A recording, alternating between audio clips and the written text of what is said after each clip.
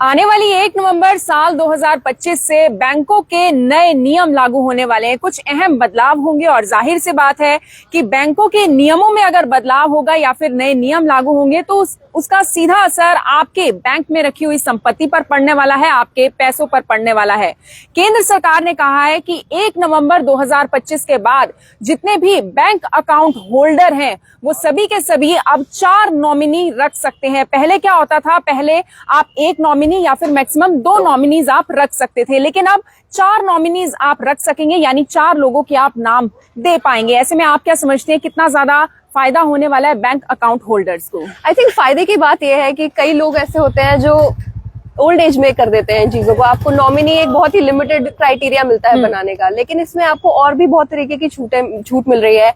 और मतलब आप अपने फ्रेंड्स को, आप अपने किसी ट्रस्ट वर्दी पर्सन को भी नॉमिनी बना सकते हो। I think that is a very good option, क्योंकि कई लोग अकेले रहते हैं, उनकी फैमिलीज नहीं होती हैं, तो किसी और को नॉमिनी बना सकते हैं। I think this is a very good opportunity सबके लिए। ये जो बदलाव होने वाले हैं ये बैंकिंग लॉ एक्ट 2025 के तहत होने वाले हैं। इससे सबसे बड़ा फायदा कशिश ये होने वाला है, जो हम क्लेम प्रोसेस करते हैं, यानी जो भी हमारा क्लेम होता है।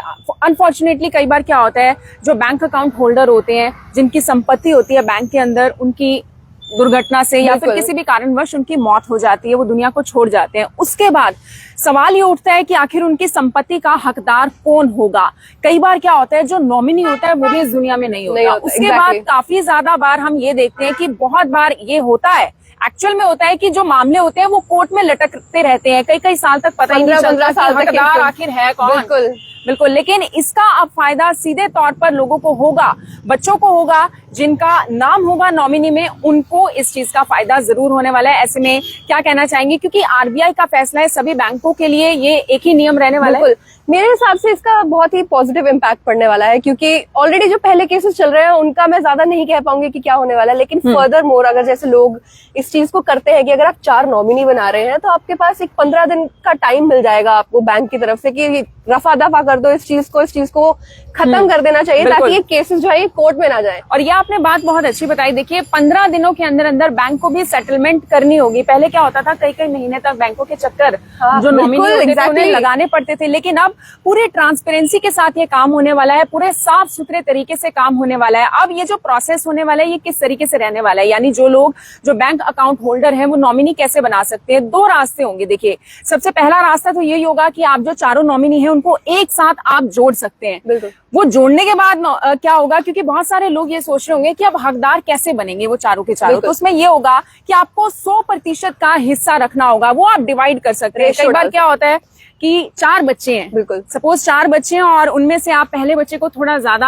आप प्रेफरेंस देना चाहते हैं, उसका हिस्सा आप बड़ा कर सकते हैं, उसका हिस्सा आप 40% कर सकते हैं, 50% कर सकते हैं। बाकी 2 अन्य बच्चों का या फिर जो भी आप नॉमिनी जिसे चुनना चाहते हैं उनका हिस्सा आप अलग अलग कर सकते हैं, 30 कर सकते हैं, किसी का 20 कर सकते हैं, किसी का 10 भी कर सकते हैं। लेकिन उसका सबसे बड़ा फायदा यही होने वाला है, देखिए जिसको आप ज्यादा प्रेफरेंस देना चाहते हैं उसका हिस्सा ज्यादा हो जाएगा। ये 4 नॉमिनीज के केस में होगा।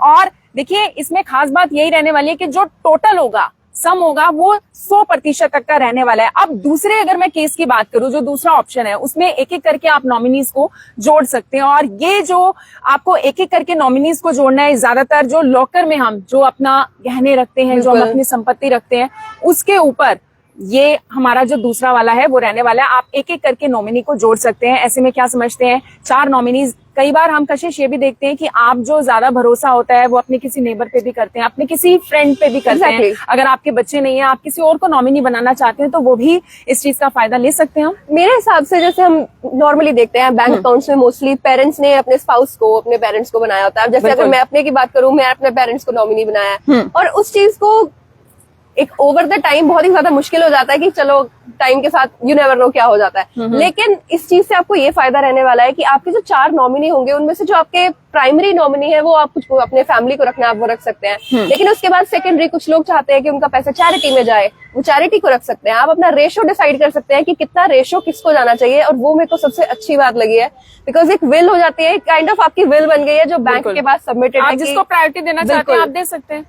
इसके अलावा जितने भी नॉमिनीज रहने वाले हैं, जब आपको बैंक के अंदर जाना है, यानी जितने भी बैंक अकाउंट होल्डर्स हैं उनके लिए ये रहने वाला है कि आपको जितने भी नॉमिनीज हैं उनके फोन नंबर देने होंगे, उनकी ईमेल आईडी देनी होगी। 15 दिनों के अंदर अंदर क्लेम प्रोसेस हो जाएगा। पूरी ट्रांसपेरेंसी रहने वाली है, साफ सुथरा काम होगा। कई बार हम देखते हैं कि ये जो क्लेम प्रोसेस होते हैं इसमें कई बार झगड़े के बहुत सारे कारण निकल आते हैं, लेकिन अब वो झगड़ा नहीं रहने वाला। और साफ सीधी सी बात है कि आरबीआई ने कहा है कि 1 नवंबर 2025, यहाँ तक कि 1 नवंबर 2025 से तो ये नियम लागू हो ही रहा है, लेकिन पूरी कोशिश है कि साल 2025 से पहले ये नियम पूरे तरीके से पूरे देश भर में लागू कर दिया जाए। अपने आप में बहुत अच्छी पहल है। साल 2025 की अगर हम बात करें, ऐसे में बहुत सारे बैंक्स इस वक्त भी हम देख पा रहे हैं और ये सभी बैंक्स के लिए रहने वाला है। आरबीआई का ये बड़ा फैसला है। इस बदलाव के बारे में आपका क्या कुछ कहना है, ये हमें जरूर बताइएगा। और पहले हम ज्यादातर 1 या 2 नॉमिनी देखते थे, लेकिन अब हम 4 नॉमिनीज देख पाएंगे। अपने आप में बहुत अच्छा फैसला। इस वीडियो को शेयर करना ना भूलें। आप सभी लोगों का धन्यवाद।